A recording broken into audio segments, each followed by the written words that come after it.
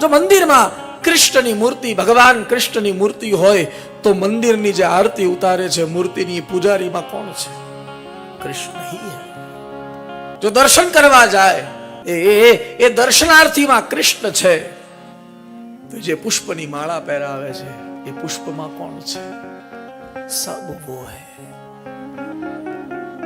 એટલા માટે નરસિંહ મહેતાએ શબ્દ વાપર્યો છે, હા, બ્રહ્મ લટકા કરે બ્રહ્મ સાથે, બ્રહ્મ પાસ હૈ, બ્રહ્મ ही ब्रह्म को रिझाता है, हम कौन है रिझाने वाले.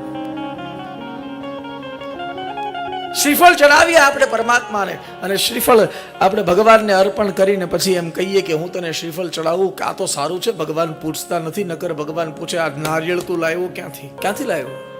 હા, ભગવાન કૃષ્ણ કે મારી ફેક્ટરીનું પ્રોડક્ટ છે. યસ, આપણે પુષ્પની માળા પરમાત્માને પહેરાવીએ તો ભગવાન એમ કે તું ફૂલ લાવ્યો ક્યાંથી? તું એ થોડું બનાવ્યું છે. ये मैं हूं बस. इसलिए मुझे एक पंक्ति बहुत अच्छी लगती है, क्या पेश करूं तुझको, क्या चीज हमारी है, ये दिल भी तुम्हारा है और जान भी तुम्हारी है.